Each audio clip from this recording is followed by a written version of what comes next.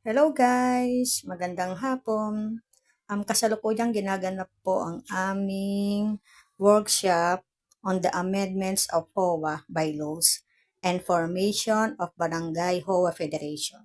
Ginaganap po ngayon dito sa amin guys kasi isa po akong HOA officer dito sa aming lugar. Bali ano po ako, isa po ako sa mga board of directors. Napaka-importante sa lugar natin ang magkaroon ng isang HOA Federation kasi bukod sa barangay, malaki ang naitutulong ng isang HOA para sa isang subdivision para kung sakaling may problema ang magkakapitbahay, maidudulog sa amin. Gumagawa din kami ng mga rules and regulations sa aming nasasakupan.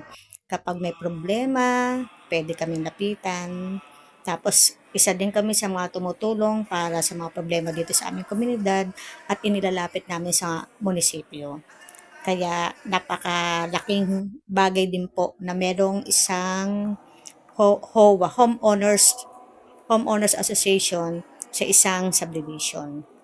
Kaya bilang board of directors ng aming HOA, ayan po, madalas kami umati ng seminar. Katulad po niyan, umaatin po kami ng workshop, ng seminar, para po makapagbigay ng panibagong kaalaman sa aming komunidad.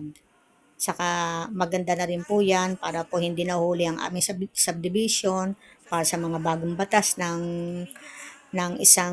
sa isang HOA. Kaya nandito po kami para sa aming komunidad para tumulong at para makilala rin ang aming subdivision kasi nagbababa din minsan ang munisipyo at ang DSUD na mga panibagong skills, na mga pwede namin gamitin sa aming komunidad, lalo na pagdating sa pangkabuhayan. So, ayun lang po guys.